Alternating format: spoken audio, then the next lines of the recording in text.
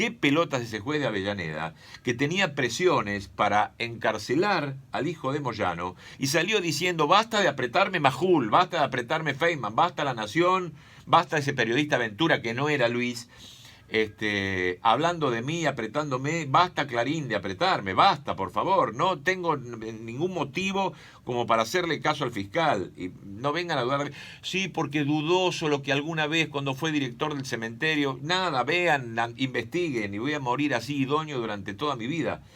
Me pareció bárbaro, hay que tener muchas pelotas, porque si lo hubiese encarcelado, ¿sabés cuánta prensa hubiese tenido buena? Hubiese sido casi presidenciable por parte de Clarín y de La Nación, y hubiese sido el juez Carzoglio, es uno de esos jueces, así como los otros que tenemos en Comodoro Pi, hubiese sido un hombre lamido por toda esa prensa, de la cual él se cagó en La Nación, se cagó en Clarín, se cagó en Feynman, cuando Feynman estaba al aire, se cagó en todo. La verdad que me parece maravilloso, un juez de La Nación que haga eso. Hubiese sido casi presidenciable por Clarín y La Nación, por TN y por todos, si Carzoglio hubiese hecho caso a las presiones que tenía. Ese que está besando ahí en cámara es Leandro Santoro.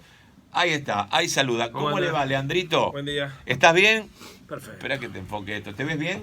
¿Ahí te ves? Perfecto. Porque yo no veo. Ahí está, porque ahora vas a estar vos en cámara. Bienvenido. Bien, muchas gracias. Y te agarro de entrada, ahí a los tobillos. Dale. Carzoglio.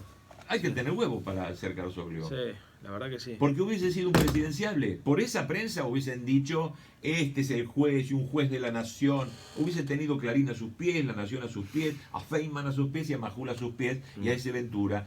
Se ha encargado de mencionar por primera vez aquellos que yo trato de soplar todo el tiempo, que son los periodistas, el periodismo, los medios. Sí. Sí, también es cierto que 15 días después le hubiesen pegado una patada en el culo, porque estos tipos, si se ocupan de algo, es de tomar de forra a la gente, ¿no? Claro. Entonces los usan, los levantan un rato y después... Mirá, es una actitud muy noble, porque además creo que es absolutamente irracional lo que se planteó con Pablo. Yo lo decía ayer en un programa de América. Digamos, vos tenés derecho de sospechar de la dirigencia sindical. No nos vamos a mentir entre nosotros. Sobran motivos para sospechar de la dirigencia sindical y política. Tenés derecho hasta pensar que hay una vinculación entre la barra brava de Independiente y el gremio de camioneros. Todos sabemos que ese es un vínculo histórico. Ahora, de ahí a decir que Pablo Moyano, porque conoce una persona que se para en un paravalancha, es jefe de una asociación ilícita que se enriquece vendiendo entrada para la cancha, me parece que es un nivel de infantilismo total. Y que a partir de esa suposición no lo llamen indagatoria, lo procesen, sino lo quiera meter en cana, salta a las claras de que es una maniobra política. Porque así arman estos tipos, ¿no? Estos tipos construyen sobre prejuicios, sobre mitos urbanos, sobre semiverdades y semimentiras, arman una operación. Le hacen creer a la gente que está en casa que van en contra de las mafias y en realidad lo que están logrando es que una mafia, que es la que ellos llevan adelante, pueda anular otros poderes de la democracia a los efectos de llevar adelante un plan macabro. En este caso es avanzar hacia la reforma laboral. O sea, se la agarran con Pablo Moyano por el sencillo motivo de que los empresarios en el coloquio de ideas están reclamando una reforma laboral a la italiana, a la española, o inclusive yo creo que van a ir mucho más a fondo. Y Pablo es el último dique de contención, o uno de los últimos diques de contención que tiene el movimiento obrero, Pablo y Palazzo, podríamos decir. Sí, claro. Yo le decía ayer a Dugan en un programa de televisión, fíjate vos hasta qué grado es un delirio esto que están planteando, que el que tuvo relaciones con la barra brava, de Boca en este caso, fue el presidente de la Nación y Angelici. Yo he escuchado un audio del Rafa Diceo diciendo que él se juntaba con Angelici y hacía lo que quería en Boca.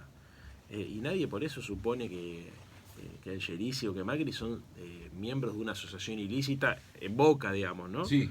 Forma parte de... Después podrán serlo en otro aspecto, digamos, pero en ese aspecto me parece que es un reduccionismo que trata de boluda a la gente. Yo, ¿sabés qué creo, Leo? Que estamos cada día más infantilizados los argentinos. Es muy, muy, muy raro cómo aceptamos cosas que son a la vista, operaciones políticas. ¿Viste? Yo ayer le decía a Dugan, digamos, una cosa es que la justicia quiera hacer justicia y otra cosa es que la justicia quiera hacer política, ¿viste? En ese tema es bastante serio Muy Dugan, serio. en tanto su Sí, investigación y su posicionamiento en un tema que conoce mucho, dado su condición de abogado y de abogado investigador, Sí. de periodista investigador. Hombre de la derecha, pero, a ver, hay un montón de tipos de la derecha, liberales, que entienden que esto que está pasando con el Estado de Derecho es una falta de respeto. Porque son dos cosas, lo que pasa con el Estado de Derecho, cómo se vulneran las instituciones, cómo se manipula todo, y lo que pasa con los medios de comunicación, que tratan de disimular esto y hacer pasar un papelón o un mamarracho como si fuera un acto de justicia. Entonces, esto está pelotudizando a la gente. Está banalizando el debate a un grado que vos decís tipos inteligentes repitiendo argumentos que en cualquier país del mundo se caen por ridículo. ¿Viste? O sea, vamos a meter preso a Moyano porque la barra brava vende ticket. No, muchacho. O sea, a ver, no sé, es una cosa tan delirante. Tan delirante. Con ese criterio tiene que ir en cana toda la dirigencia del fútbol argentino y casi toda la dirigencia política argentina. ¿Entendés? Ahora, ¿por qué lo elegimos a Moyano? Y lo elegimos a Moyano porque quieren avanzar con la reforma laboral. Entonces, obviamente, ¿qué hacemos nosotros? Lo tenemos que defender a Pablo. ¿Entendés? O sea, más allá de que uno puede... Yo en este caso, a mí Pablo me cae bien, digamos, pero uno puede tener una opinión más favorable o más desfavorable. Pero lo que uno no puede ser es estúpido. Está a las claras que estos tipos, el Poder Judicial, los medios masivos de comunicación y un sector importante del gobierno están operando sobre la justicia para generar hechos judiciales que transforman en hechos políticos para disimular la tensión o para tratar de ganar legitimidad política que se les escapa todo el tiempo como consecuencia de la crisis económica. ¿Ha sido un test, una prueba, el hecho de Moyano y ver qué puede pasar, si lo pueden poner en cana? Y en todo caso, si no pasa nada, si los camioneros no prenden fuego el país y si Moyano se atiene a lo que diría un juez, ¿van por Cristina? Sin duda. Pero que con Cristina lo mismo. O sea, todas las causas son delirantes. El memorándum con Irán, pelotudeces atómicas. Si la vas a meter en cana a Cristina por el memorándum con Irán, tenés que meter en cana a todos los diputados que lo votaron en el Parlamento. El dólar futuro. ¿Viste cómo? Cristina en cana que no era nada, no tenía nada que ver con el Banco Central, que supuestamente era autónomo. Ningún funcionario de su gobierno compró dólar y la quieren meter en cana a ella. Hay causas que vos decís, a estos tipos les importa 3 carajos todo. Son globos de ensayo. Bueno, vemos lo que pasó con el juez Moro y Lula, vemos lo que pasa en Ecuador, es un testeo, o más que nada una prueba, o más que nada un pisoteo que viene de mucho más arriba. El poder está mucho más arriba que Macri. Posiblemente la gestión de Macri sea una comisión por haber hecho un trabajo sucio. ¿Cómo se hace en el continente? Suponiendo que tenemos esa bendita suerte de que por un desfiladero muy chiquitito Cristina llega a ser presidenta, o un gobierno nacional y popular. ¿Cómo se batalla con ese gran poder que está dominando y nos pone a un Brasil y a un Chile alrededor con dos gobernantes, uno más peligroso que el otro? Sí, va a ser muy difícil. Mira, el próximo gobierno popular va a tener muchas dificultades, muchas restricciones. La primera, antes que la justicia, va a ser la económica financiera. Hay que ver cómo pagamos este quilombo que está, este festival de bonos y de deuda externa que está generando Macri. Lo que más me preocupa a mí es eso. Después me parece que hay que avanzar en un proceso de transparentar en serio las relaciones de poder en la Argentina. No podemos, así como Néstor hizo con Clarín, que logró que personas comunes y corrientes se dieran cuenta que no era un diario, sino que era un grupo de poder, hay que hacer también con la justicia. Y hay que hacer con un sector del poder económico financiero, y hay que hacer con un sector de los grupos de inteligencia. Hay que mostrar, de verdad, hay que diseccionar el poder en la Argentina, abrirlo, que la gente comprenda cómo funciona el poder real. Creo que hay que ser muy franco, que hay que ser muy inteligente en la selección del equipo de gobierno. Tienen que ser todas personas muy capaces, muy honestas. A los que vayan a ser funcionarios los tienen que escañar y no les tienen que encontrar nada. No podemos dar esta batalla con delincuentes como Jaime o con delincuentes como José López y como tantos otros que hubo en todos estos procesos en América Latina, porque no le podemos dar a la derecha esa ventaja, y yo creo que tenemos que hacer un esfuerzo muy fuerte para depurar la justicia y para hacer una CONADEP de la fuga y del endeudamiento, y hay que meter en cana a todos estos hijos de puta que han embargado a la Argentina por 100 años. Porque el hecho aleccionador, es decir, estos que parecen prolijos, como decía Camaño, que son tan que hablan en inglés, que son tan presentables para los mercados, son flor de hijos de puta que nos están embargando hasta las pelotas a todas las generaciones de los argentinos que están por venir. Y esto hay que transparentarlo y explicar cómo funciona el poder financiero, cómo funcionaron de cómplices los medios de comunicación que se hicieron los boludos mientras hacían esta timba financiera, lo que pasa en la bolsa, lo que pasa en la UIF, lo que pasa en las distintas instituciones, tanto privadas como públicas, que permitieron este saqueo, hacer mierda a estos hijos de puta y construir un país donde el excedente de los argentinos tenga como objetivo industrializar por un lado y redistribuir. Y no la fuga, la timba, viste, el enriquecimiento de cuatro vivos. Va a ser distinto porque se vendría de un escenario diferente al 2001. El 2001 fue catastrófico, pero a como va a quedar, lo mismo, pero diferente. No es lo mismo. Si nos tocara gobernar en el 19, cosa que yo dudo que pueda llegar a pasar, no digo que no ni que sí. Lo que digo es que porque Macri la está chocando económicamente, vamos a tener un presidente popular. Porque es más complejo el escenario. Vos pensá que en el 2003, después de la crisis del 2001, primero ganó la elección Menem, salió segundo Néstor y tercero López Murphy. Si sumás lo que sacó López Murphy y lo que sacó Menem, tenés 41,6. ¿De derecha? Después del quilombo del 2001. Sí, claro. Entonces, sepamos contra qué estamos peleando, primer punto. Segundo punto, sí creo que se necesita tener un programa muy claro de gobierno, y que hay que ser muy inteligente en la secuencia de los cambios que tenemos que dar. Por ejemplo, yo creo que hay medidas que son indispensables, pero que por ahí hay que postergarlas un poquito en función de garantizar otras cosas.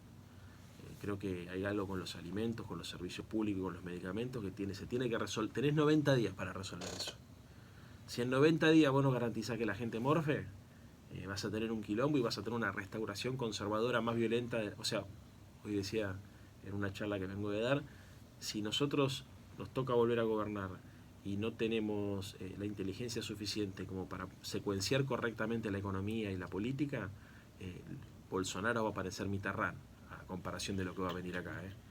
Porque esta derecha, si se va mal, no es que se va a ir destruida, porque como decíamos recién, hay un sector importante, hay un nicho de la sociedad que piensa como ellos. Ahora, si nos llegara a ir mal a nosotros nuevamente, en un tercer gobierno de Cristina o en un nuevo gobierno popular, yo creo que el riesgo de que se recomponga una derecha más violenta, más autoritaria, está más cansada de una cosa y de la otra. Entonces, por lo que la clave del próximo gobierno popular para mí es entender cuál es la secuencia. Néstor, cuando asume en el 2003, cagate de risa, tenía la estructura social destruida de la Argentina, pero tenía un margen de maniobra que el próximo gobierno popular no va a tener. Tenía mejores condiciones de gobernabilidad. A eso iba. Tenía la soja más arriba, tenía un país defolteado, estaba todo tan hecho mierda que el tipo tenía un margen como para sentarse y decirle, por ejemplo, a los acreedores, mira, hay que reestructurar la deuda porque ya defolteó el que estaba antes. Sí, ¿no? Los muertos no pagan. Exactamente. Si nos tocara gobernar ahora, la situación es más difícil. Entonces, es más difícil porque tenés mucha presión social, mucho nivel de deuda, tenés una historia atrás que te va a condicionar. Va a haber gente que va a decir, yo quiero que Cristina, me tiene que ser Cristina, ¿no? Me haga vivir como viviera el 2015. Y por más que Cristina tenga la mejor voluntad del mundo, Cristina o el que venga, no es que haciendo dos pases de magia recomponés la estructura económica como la destruyeron estos tipos. Entonces, la secuencia, Leo, de lo que se toma primero, lo que se toma segundo, es lo que va a permitir construir esa legitimidad que es indispensable para poder hacer las cosas. Y te digo 4 o 5 cosas. Hay que rajar el Fondo Monetario, hay que renegociar la deuda externa, hay que nacionalizar los servicios públicos, hay que obligar a los agroexportadores que vuelvan a liquidar en la Argentina, hay que regular el mercado de cambio, hay que ver qué hacemos con el comercio exterior en serio, hay que trabajar en un plan industrial, porque no se puede seguir laburando con este nivel de dependencia de insumos extranjeros, hay que tomarse en serio la discusión de la justicia, hay que ir en serio por una ley de medios, o sea, hay que hacer una serie de cosas, hay que pensar en un esquema de cobertura social para los más excluidos, algunos hablan de una renta básica universal, no sé, pensar una forma, digamos, de redistribuir el ingreso, hay que hacer una reforma, más que una reforma, una revolución fiscal. ¿Hay un cabildeo dentro de Unidad Ciudadana para estas cosas? Sí. ¿Se está trabajando ya? Sí, pero a mí lo que me preocupa no es tanto las medidas en sí, sino la secuencia. No nos podemos equivocar, ¿entendés? Tiene que ser un pequeño triunfo tras otro, un pasito tras otro, que nos permita recuperar la credibilidad, porque aunque ganes con el 45% de los votos, la gente está tan hecha mierda que descree todo. Claro. Entonces, no, viste, es como decir, Néstor tenía un margen para equivocarse, primero porque no lo conocía nadie a él. Y eso es un hándicap que te juega a favor. Sí. Y segundo porque lo que estuvo atrás estuvo tan destruido todo, el menemismo fue tan catastrófico, Alfonsín terminó para el orto, qué sé yo, que lo de Néstor, cualquier cosa que hiciese parecía maná del cielo.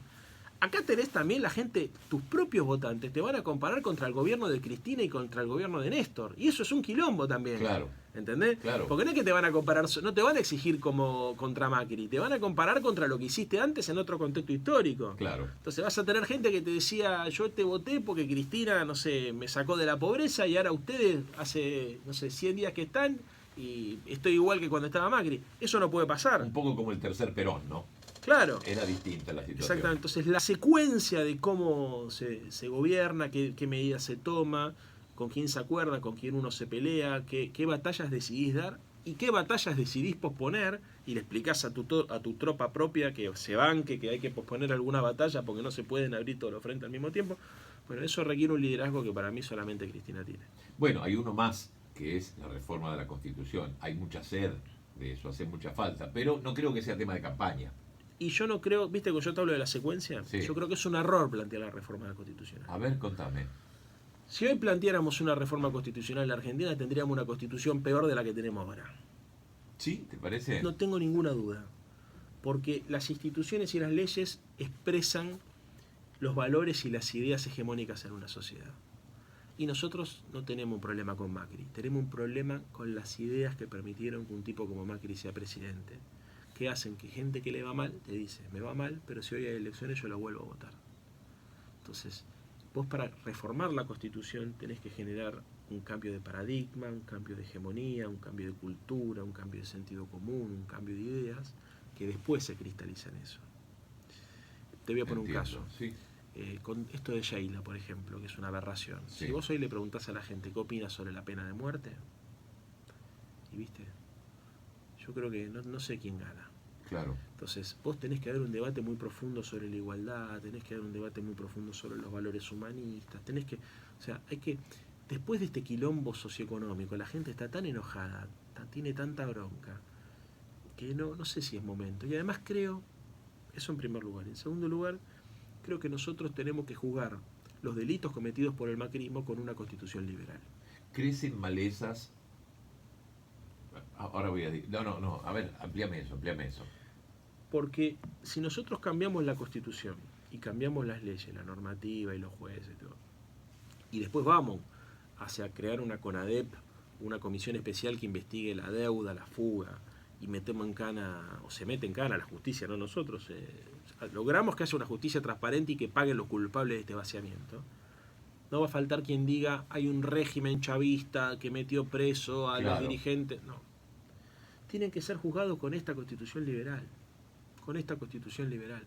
Porque inclusive, y esto es una cosa que a mí me llama mucho la atención, tenemos la posibilidad de que gente que quería que a Macri le vaya bien, nos acompañe en esto, porque hay gente de derecha que no esperaba esto.